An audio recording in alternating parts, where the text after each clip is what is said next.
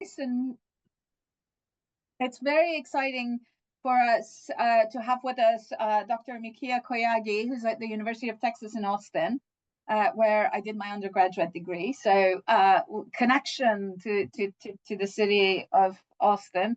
And I'm hoping that you are surviving the post-election moment. Um, and Dr. Koyagi is going to talk a little bit about the trajectory of his career and the way that he's ended up working on what he does work, and then explain a little bit about sort of the context of the current project, and then he's going to talk about the project itself, the subject of the mobility in the Indo-Iranian borderlands. And then after about however long it takes, we'll turn the recording off and we'll open the floor to questions. So, Mikiya, please go forward. Okay.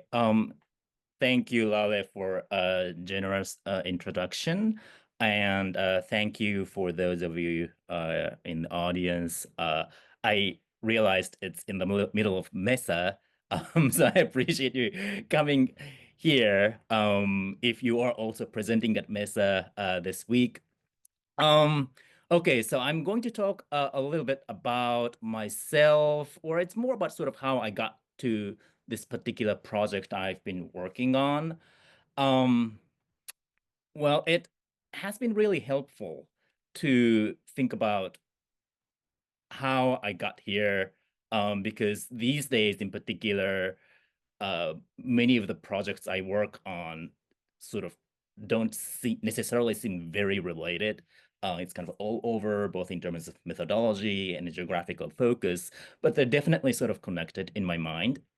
So in general, I'm interested in how space was reconfigured through kind of discursive practices, material practices, as empires expanded, as territorialized nation states began to emerge, as extensive infrastructures connected the world in extremely uneven way.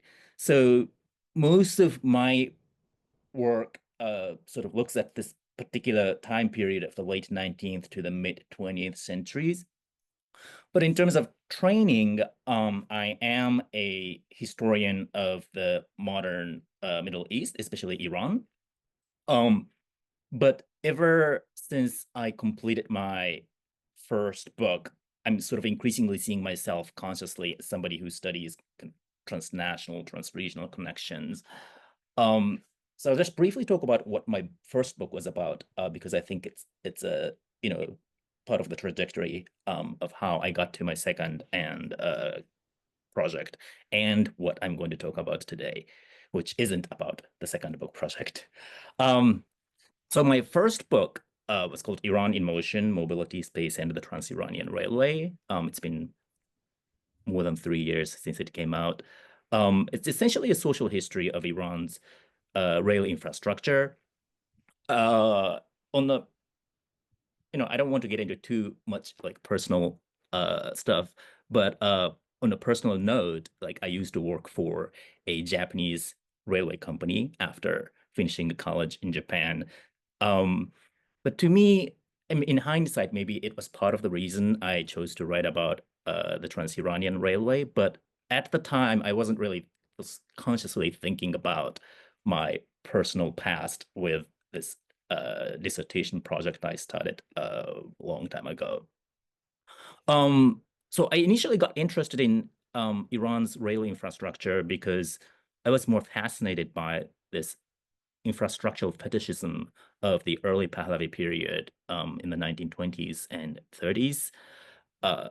So, the Trans-Iranian Railway was a project started by the Iranian Pahlavi state. So it was advertised as the symbol of Iran's sort of successful attainment of technological modernity in the censored Iranian press at the time. But so I was more into this infrastructural imaginary. But once I began to dig deeper into Persian published document sources and archival documents, I got a clearer sense of how the railway project was highly contested among a broad segment of the population, from peasants or pastoral nomads, pilgrims, technocrats, and whatnot. But what I especially caught my attention was this gap between the state emphasis in producing a Tehran-centered national space through the railway and the ambiguous realities of the borderlands, which experienced intensified cross-border movement as a result of the Trans-Iranian Railway project. So interwar Iran is usually associated with a period of modern state expansion under Reza Shah Pahlavi, who was backed by this new generation of intellectuals who aspired to create a politically, economically, and culturally integrated nation with Tehran as its uncontested center. So they pushed for controversial policies like sectorial homogenization, conscription, and military campaigns to the provinces. And transport infrastructure was really integral to this centralization process, because the success of centralization was contingent on the effective control of movement of people and goods within the territorial nation. But at the same time, the Pahlavi state was so fearful of the subversive implications of the unmonitored, unregulated movement of people, goods, ideas, especially across national borders, right? So, and I think this fear is clearly illustrated by the increasing state control or anxiety over the transborder movement of Shi'i pilgrims or nomadic tribes or itinerary laborers. So in the first book, I talked about this massive scale of transnational movement of people and goods generated by the construction or operation of the railway. It fostered the transnational migration of labor, connecting Iran to, Iranian northern provinces, to the labor circuits of the Caucasus, Anatolia, Russia, and in southern Iran, you see laborers were brought from the Persian Gulf region, both sides of the Gulf shores, and early locomotive engineers came from India, right? So there's a massive kind of labor migration happening. And the railway also facilitated Shi'i pilgrimage to the Atabad, or even Mecca got much closer for Iranian pilgrims because of the railway. And you would even see political activists like communists traveling by train and circulating leaflets and attending meetings across the Soviet Union, Iran, the Persian Gulf. So as I completed this first book, I encountered many of these interesting cases of cross-border movement. And I also understood in more concrete ways how those cases of cross-border movement were fundamental in making the national space of Iran sort of tangible in people's everyday practices of mobility. So all these archival discoveries made me want to do something more transnational for my second book. And I was initially interested in writing about Iran's southeastern borderlands, mainly because I had found a large number of British archival documents on the construction of a railway line from India to Iranian Balochistan during World War I, which made me think about the history of the Indo-Iranian connections, because by the mid 2000s, 2010s, there are excellent studies on the importance of the Indo-Iranian intellectual exchange, right, in shaping Iranian nationalism. And we knew about the role of the Bombay Parsi community, Iranian scholars of Zoroastrianism, and more sort of the broader pre-Islamic revivalist movement. But finding these documents on rail construction made me think about what kind of material conditions and networks uh, enabled this intellectual exchange, especially considering that some of these Parsis traveled by land through Balochistan to enter major centers of Iranian Zoroastrian communities like Kerman or Yazd. So I was thinking about writing about the southeastern borderlands, Balochistan, and then COVID happened. So doing archival research became impossible. And so I started to read sources I could read without leaving home. And I think I was lucky that when I was a PhD student, I had written an article on the Hajj by Japanese converts to Islam before World War II, and I situated them in the context of Japan's economic interests and Pan-Asianist ideals. And I had a lot of fun writing this article back then, like more than 10 years ago, because I had to read about Japan, East Asia, Southeast Asia, Central Asia, the Middle East, which kind of prepared me to think more consciously about networks that transcended area studies boundaries.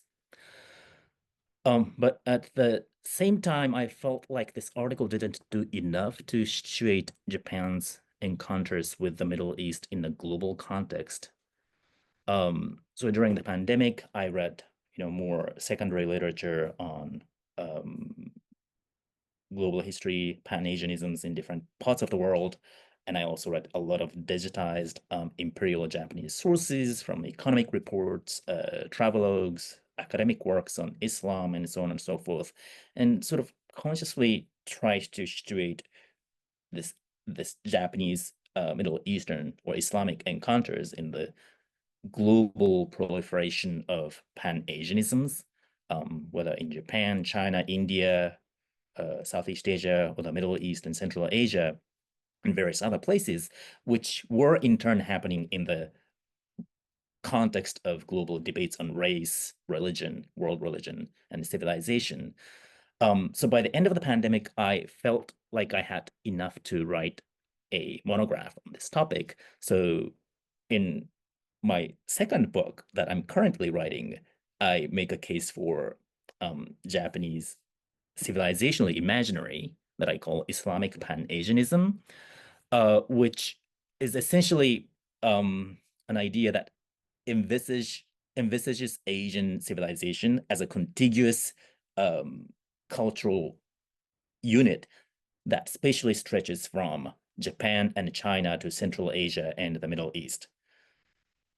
So I look at specific cases like Japanese understandings of Muhammad as an embodiment of Japan's national samurai spirit, or the popularity of the theory that the Japanese shared racial origins with ancient sun-worshipping peoples of the Middle East, like the Babylonians and the Hittites, or even sort of post-World War II Japanese Asianist solidarity with Iran's oil nationalization movement under Mossadegh, or Nasser's nationalization of the Suez Canal, or other episodes of Afro-Asian decolonization.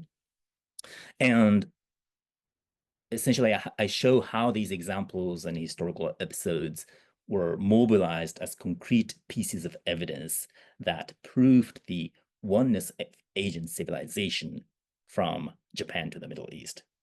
So although this may sound very different methodologically and geographically from my first book, in a way, I'm sort of still discussing kind of space making in the late 19th, early 20th centuries. And to me, sort of like there is a connection there. And I'm hoping to sort of connect it more explicitly in future projects. And I'm happy to talk about this if you have any questions during Q&A. But I'm talking about something different today. So working on this Islamic Pan-Asianism project has been helpful in reconceptualizing the history of Iran's borderlands, because I found it especially intriguing that Eastern Iran, Southern Iran were one of the entryways for people and goods from Japan, right? So, for example, there's a huge amount of Iranian opium transported both openly and clandestinely to the Japanese Empire, especially to Taiwan, through southern port cities like Bushehr and Bandar Abbas in the late 1930s and 40s, and also in the early 1950s. Japanese oil executives entered Iran via Karachi and Zahedan to meet Mossadegh and negotiate with him about purchasing Iranian oil, right, which is under international boycott because of the oil nationalization movement. These Japanese oil executives didn't want to be caught by the Japanese foreign ministry, which was very concerned about potentially causing diplomatic problems with Britain just when Japan was regaining sovereignty in the post-World War II period. So reading Japanese sources along with Persian and European language sources and finding these moments of Japanese encounters with Iran kind of led to fascinating discoveries and even possibilities of how to study Iran's eastern borderlands in larger, kind of more Eurasian networks.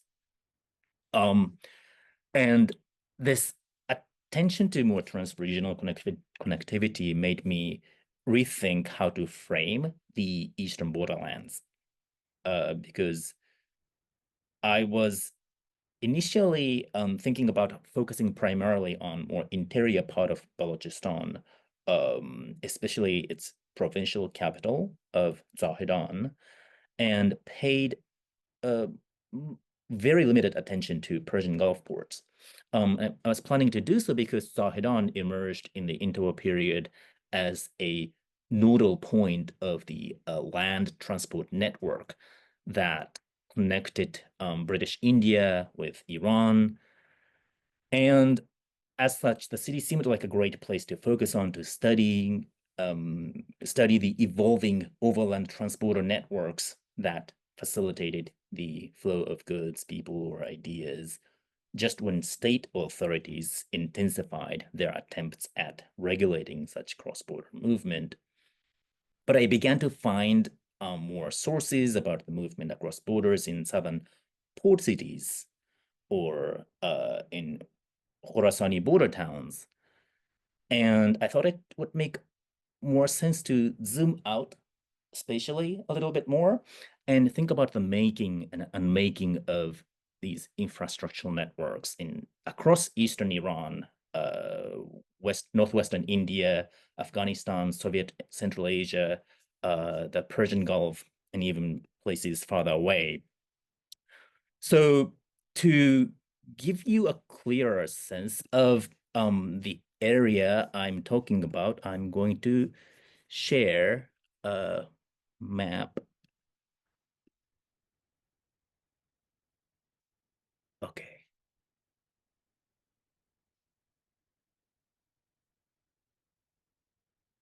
Okay, do you see the map now? Okay, great. So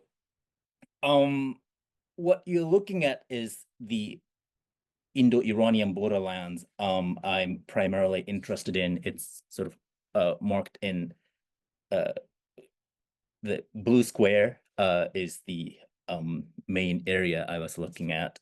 And you can clearly see its physical distance from major urban centers like Tehran or Isfahan or Shiraz.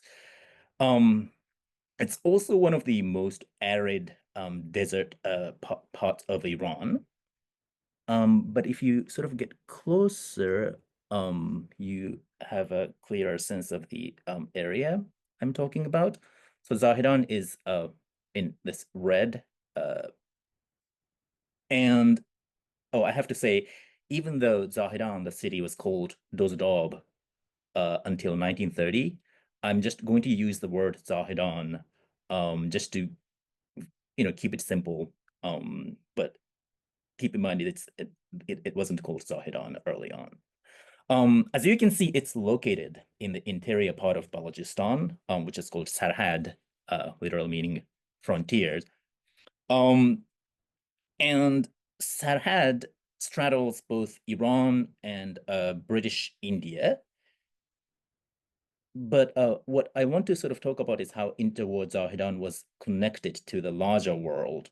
Because to the east of the city of Zahedan, you can see the railway extending all the way to Quetta, which was the center of British military power in northwestern India. And Quetta was connected again by rail to port cities like Karachi and even to Bombay, and was linked to the broader Persian Gulf and Indian Ocean worlds. And if you move west of Zahedan, it was linked to Kerman. And Kerman was linked to other Iranian cities via Yazd and Isfahan by road. So theoretically, if not in reality, the late Qajar and early Pahlavi states exerted control over Iranian Balochistan through Kerman. The governor of Kerman was responsible for Balochistan. And Kerman was also connected to the port of Bandar Abbas in the south by caravan road, which again linked this world to the Indian Ocean. Then if you move north, Zahedan was linked to here, Sistan, around where today's Zabul is, and that linked to Afghanistan. And Zahedan was also linked to Birjand and Mashhad in the north. And of course, Mashhad is a gateway to Central Asia and Russia, later the Soviet Union. So in a sense, Zahedan was where the Indo-Iranian, the Indian Ocean, and the Russo-Turkic worlds kind of converged in a sense. But I should also mention at the same time, Zahedan competed with other coastal and borderland cities, right? Especially Bandar Abbas. So for Indo-Iranian trade, the two main routes in the 1920s and 30s were the Zahedan to Kerman route, which was problematic in terms of access to grazing and water, or the Bandar Abbas to Kerman route, which was problematic in terms of frequent tribal raids and snowfalls that could ruin the mud roads in winter. And the area I just described often falls through the cracks of both national and area studies paradigms, right? In Iranian studies, we focus much more on sort of Iran's northwestern and southwestern borderlands like Azerbaijan or Khuzestani oil cities, because, you know, these places are considered more kind of gateways to modernity or new ideas, new practices coming from this direction. The eastern borderlands are more sort of peripheral in Iranian sort of more national historiographical framework. And it's even more so if we take kind of area studies spatial framework, because it's located in the extreme end of the region we call the Middle East today, and institutionally, Central Asia, India, these places are different. And of course, Afghanistan is often just, it's not there in any area studies framework. So I wanted to reconceptualize this area as, you know, area where various paths merge, right? Goods, people, and ideas that circulated across Iran, Central Asia, British India, kind of merged in this borderlands and were redistributed in multiple directions. So with this in mind, I want to make two arguments today. The first is, it's more like a proposal to view the Indo-Iranian borderlands as kind of in the larger circulation of goods, people, and ideas across regions. So, you know, essentially the thing I've been talking about so far. And the second argument is that, you know, state attempts at exercising power throughout the territorialized national space kind of invited induced the development of broader infrastructural network, which were rooted in very local social relations. And this infrastructure network facilitated the flow of goods and people in these transporter societies, right? And it was these flows that made territorialized nations more kind of tangible, meaningful categories in the lives of inhabitants in the borderlands. And I'm going to talk about two cases of smuggling to make this case. With the understanding that the word smuggling already denotes, the category created by the state. The first is the smuggling of quote-unquote subversive ideas in the 1920s. And the second is economic smuggling in the context of Iran's statist economic policy during the Great Depression. So until the 1920s, there was no city in what became Zahedan, right? Iranian Balochistan was largely autonomous, ruled by numerous tribal leaders whose kinship networks straddled across these Indo-Iranian Afghan borders. And Iranian state power had ceased to exist for the most part after the constitutional revolution. But the key here is that British presence actually increased around the same time and filled the vacuum. They cultivated ties with various local tribes and hired them as guards to protect a new trade route that linked India and Iran via Afghanistan and Sistan here. So it's sort of a kind of interior route entering Iran. And securing borderlands became even more important during World War I because there are German and Ottoman activities in Iran as well. So this securing the borderlands entailed, British political officers' efforts to organize tribal corps like the Sistan Levy Corps, the Sarhad Levy Corps, the Makran Levy Corps. There are all sorts of levy corps established by the British around this time. And also the government of India tried to extend this railway, which had stopped around here prior to the war, and they wanted to extend it all the way to Iran to facilitate the transport of troops and war materials. And Zahedan was not meant to be the railway terminus at the during the war, but it sort of accidentally became the terminus primarily because the war ended when construction was completed up to Zahedan.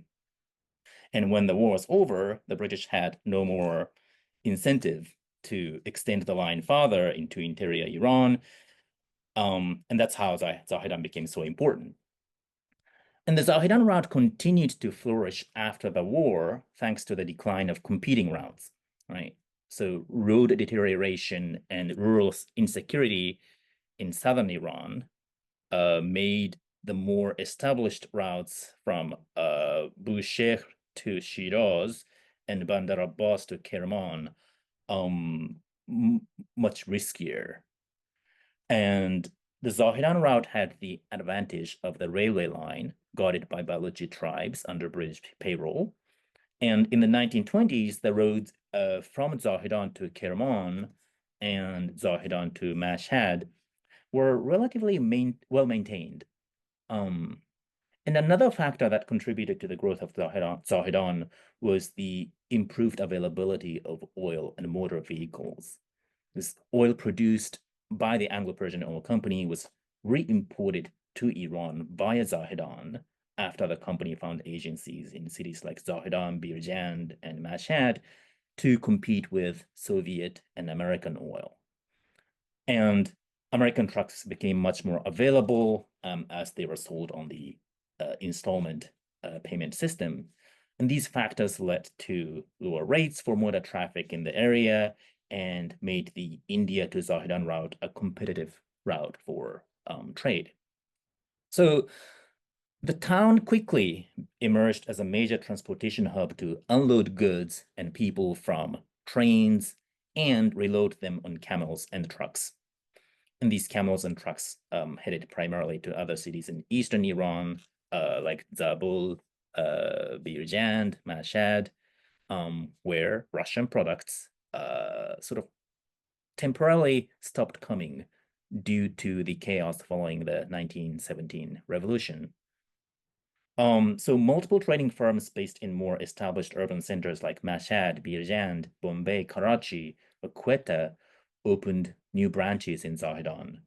So by 1923, in terms of the number of branch offices, Zahedan was surpassed only by Mashhad, which is quite remarkable given that there is no kind of major urban center just in the 1910s.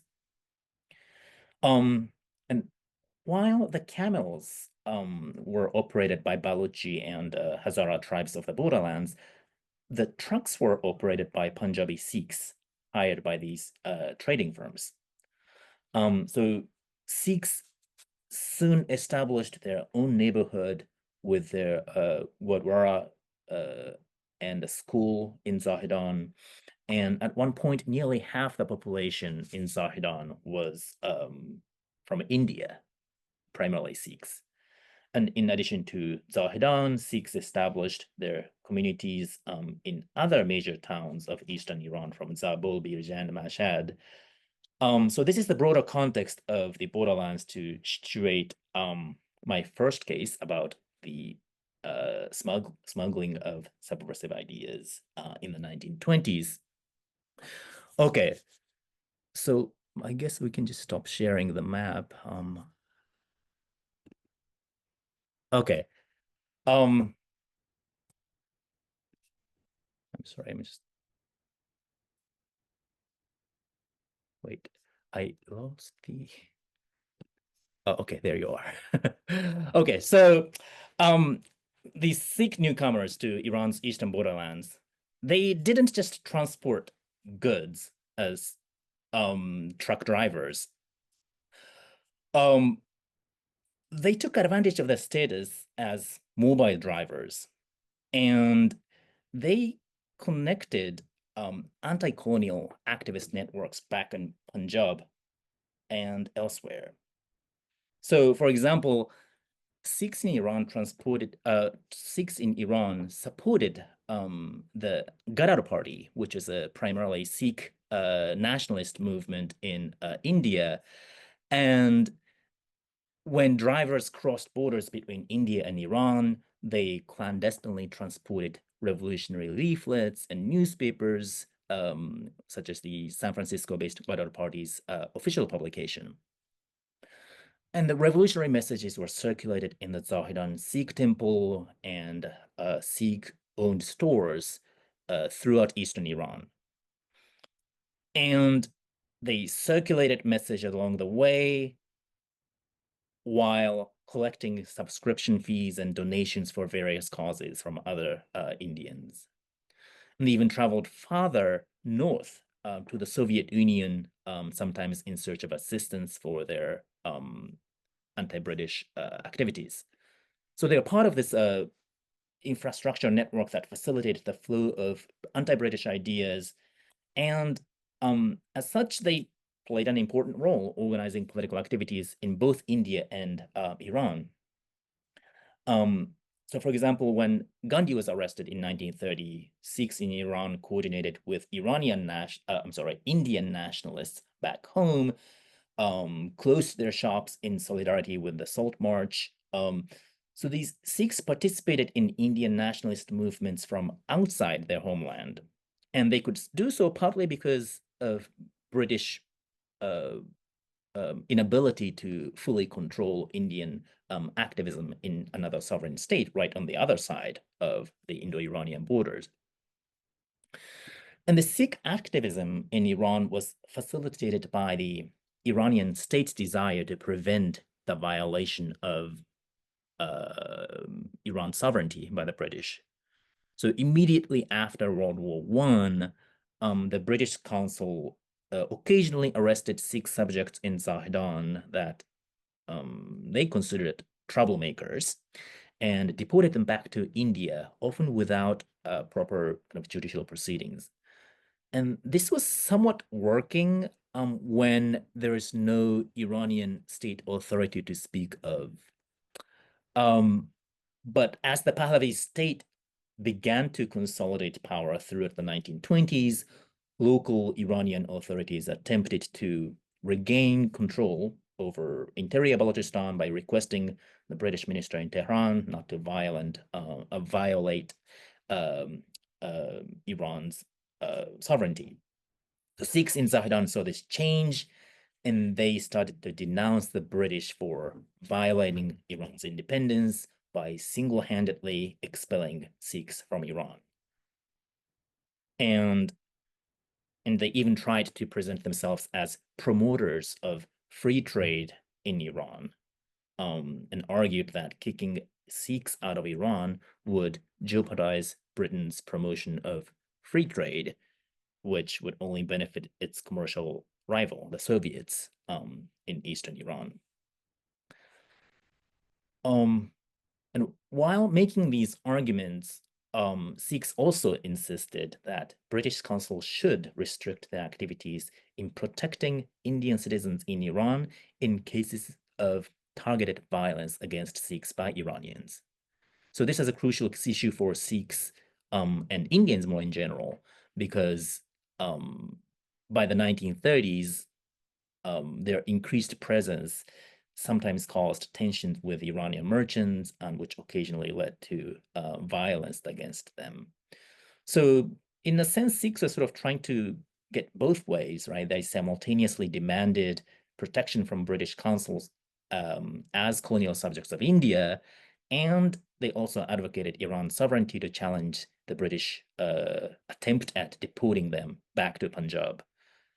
And at least during the 1920s, this strategy, to some extent, it worked, because as truck drivers, Sikhs were kind of fundamental components of the larger transport infrastructure of this region. And losing them would mean Soviet commercial expansion into Iran, which was a situation the British wanted to avoid.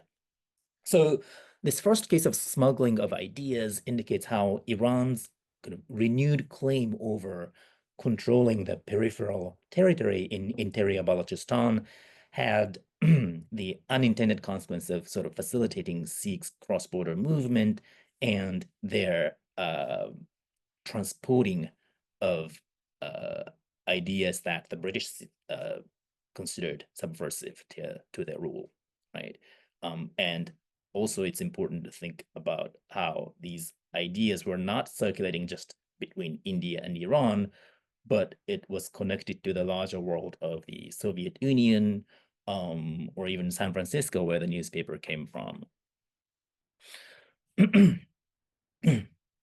So the second example I want to discuss today is the proliferation of smuggling as a result of the closure of the railway, which happened in late June of 1931. But talk about this closure, I need to start with the Majlis's ratification of the trade monopoly law just 2 months before that. So the trade monopoly law was part of the Pahlavi state's attempt to generate revenue by monopolizing the production, distribution, and sale of Iran's key consumption items like tea, sugar, opium, and tobacco, right? And it was these monopolies that generated funds to undertake various infrastructural projects for national integration. But this trade monopoly law of 1931 went farther than previous legislation of tea and sugar monopoly and tobacco monopoly, in that it stipulated that to acquire import licenses, merchants were required to obtain export certificates based on the value of their exports, right? So merchants had to export goods out of Iran to gain permission to import goods into Iran. And the problem was that Iran needed much more exports, but didn't have much to export when oil production sale was under the control of the Anglo-Persian Oil Company. So the Indo-Iranian trade volume dropped after the trade monopoly law of June 1931, but it was really the closure of the railway that happened 2 months later that had more serious impact on borderlands economies. And the reason behind this closure is complex, but the sort of to concisely explain it, it was closely linked to the Iranian state's kind of statist economic approach. So after the ratification of the trade monopoly law, the Pahlavi state applied it to ration trains that entered from India to Zahedan to provide for Indian rail workers who lived on the Iranian side, right? And so the Iranian government demanded customs payment for the ration trains, which they had been making, the Iranian government had making this demand for a long time, but they were sort of letting it go for a long time. But around 1931, they started to push it really hard. But the British refused to pay. And their essential argument is that the British weren't making any money out of this railway line. It was continuing to operate the railway because of the Iranian government's request. So when the negotiations fell apart, the British just discontinued rail service on the Iranian side. So this closure was really the culmination of the tension between the presence of a British-operated railway within Iran's sort of frontier province and the Iranian government's desire to assert sort of full control in these provinces, right? And the two became really incompatible by the summer of 1931. And what happened after the closure of the railway is essentially it changed the material conditions of the Indo-Iranian trade. Because when the railway was open, the lower risk of tribal raids and the speed of rail transport made important goods by train more profitable than smuggling them across the arid desert of Balochistan, right? Often by camels because of the inadequacy of the road for motor traffic. And this was especially so in the case of kind of bulky, inexpensive goods like tea and sugar, which were the main items of trade in the Indo-Iranian trade. So carrying a small amount of tea and sugar on the mountains and deserts of the borderland by camel was just not worth the time and risk in many cases. But once the railway closed, traders, they have to reorganize their network to keep moving things. And they first try to use trucks to transport goods between Indian Balochistan, the new rail terminus, to Zahedan and interior Iranian cities. But around the same time as the railway's closure, the Iranian state made passport and visa requirements on Indian Sikh drivers much more strict and began to kick them out of Iran. And eventually they'll establish the Iran Transport Company, hiring Iranian drivers. But in the immediate aftermath of the railway's closure in 1931, this strict visa regulations created sort of lack of enough truck drivers. But even if the Sikhs had remained in Zahedan, there's another problem because the road from Indian Balochistan, the new rail terminus, to Zahedan was not really made for heavy motor traffic because it didn't have to when there was a railway from all the way to Zahedan. So the road quickly became unusable and made the transport of a large volume of goods even more difficult. And this situation became so bad that I've seen reports of merchants based in Mashhad temporarily switching their export business from Zahedan, which is, relatively close to Zahedan, Mashhad, to Mohammare, which is today's Khorramshahr, on the right by the Iran-Iraq border, the Persian Gulf port, which is sort of diametrically an opposite side of Mashhad in the country. So it can sort of, you can tell the serious transport problem Eastern Iran's merchants are facing. So with all these things happening, the cost of transport skyrocketed after the closure of the railway, and that was reflected in official prices, right, retail prices. So as the Iranian state increased its role in the economy like other states did in the 1930s, official prices increased rapidly, and this particular condition made smuggling a much more lucrative endeavor, even for previously unlucrative items like tea and sugar. And I think it's important to stress here that it wasn't just the implementation of trade monopoly law alone that made smuggling an attractive option. For smuggling to proliferate in the borderlands, the state policy and the material conditions of transport infrastructure had to kind of align. Because the whole infrastructure network existed on a more kind of precarious balance of material, legal, and commercial factors, which is, made it vulnerable to various glitches, and its breakdown constantly required users of the network to look for alternative routes and develop new connections. So again, this is one of the ways why I want to think about the Indo-Iranian borderlands in a little more kind of broader spatial terms that incorporate Soviet Central Asia, the Indian Ocean, and places even farther away. In any case, smuggling involved a large segment of society, right?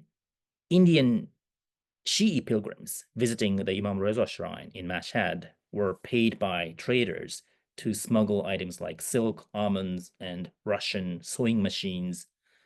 Local Balochi tribes also played an important role in the smuggling networks because of their geographical knowledge to transport goods across the terrains across Iran's borderlands by camel, right? They knew exactly where to hide smuggled goods when inspectors approached. They knew where to reload from camels to donkeys. They had collaborators, often their own kinsmen, placed in various locations across India, Iran, Afghanistan, and even beyond. And in particular, some tribes even found themselves in a uniquely advantageous position to facilitate smuggling by occupying key official positions to regulate transporter movement on both sides of the border. So, for example, the Rigi tribal leader Idu Khan had his nephews employed by the customs frontier guards on the Anglo-Indian side, and his brother was a levy official on the Anglo-Indian side. But then he also had his son-in-law employed by the Zahedan Road Guards Department on the Iranian side. And they're all well known for, and sometimes they got caught for smuggling goods. So what we see here, after the trade monopoly law and the closure of the railway is the proliferation of smuggling as an economic activity for many inhabitants of the borderlands. And, well, even all inhabitants, because for all of them, because many cities like Eastern Iran, like Zabul, Zahedan, Birjan, Mashhad, only smuggled sugar or smuggled tea, smuggled silver, smuggled other goods became available in the market. So goods sold at a kind of official price had absolutely no way of competing. And this proliferation of smuggling took place as the infrastructure network of the borderlands became more kind of dispersed, right? When the railway existed, there was the railway line, and cross-border movement was more concentrated on the line between this railway line between Indian Balochistan and Zahedan. But once this railway was gone, more spontaneous networks of smugglers were also simultaneously pilgrims, officials, road guards, and so on and so forth, kind of scattered across eastern borders with mountains of Afghanistan and deserts of Balochistan. So in both cases I discussed today, the Indo-Iranian borderlands were, where political and economic changes decided in Delhi, Tehran, unfolded, and the increasing state attempts at exercising control over their territories created new infrastructures that facilitated cross-border movement. And the smuggled goods and ideas connected the borderlands not only to national capitals, but to places much farther away from the Soviet Union, San Francisco. And it was through such spontaneous formulation and reformulation of practices of cross-border movement that made the national borders more kind of tangible existence for various inhabitants in the area.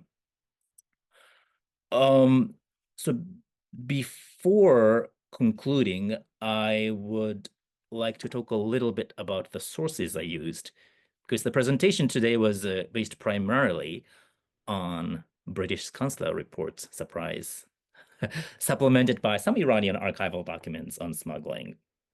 And I had to rely on mainly British sources, partly because of the relative dearth of Persian documents, not to mention Baluchi oral records. And in contrast, British consular reports provide detailed accounts of traders, drivers, pilgrims, tribes, because many of them were holders of British citizenship. But needless to say, we should be conscious of the implications of using these sources, right? And here, I'm sort of thinking about it in a specific way, which is how archives are productive of spatial structures, not just reflective of them, right? What I mean is that these imperial archives naturalize a particular spatial order of the world through repeated descriptions of, certain kinds of connectivity, like tribal networks, smuggling rings, pilgrimage routes, migration patterns, and these reports constantly refer to each other, and the collective knowledge produced in the archival documents is sort of more natural order. So we should take into consideration my primary reliance on a particular kind of British sources in this talk, and understand that what I presented today is not the only way in which the Indo-Iranian borderlands were linked to the broader world, right? So if you look at Persian documents left by diplomats and military commanders from Tehran, they often stress Iranian Balochistan's connections to Tehran through its kind of presumed subservience to the governor of Kerman, right? Because what these accounts typically try to do is to describe the kind of ebb and flow of Iranian state power in Iranian Balochistan in a very prescriptive manner. So I've collected quite a lot of Iranian archival documents about cross-border movement in general, which I still need to process in the coming years. I also have a lot of press sources that I intend to incorporate more, especially local newspapers from cities like Mashhad, Bandar, Bushehr, Zahedan, which again I've collected already. And Japanese sources also add another kind of interesting spatial layer,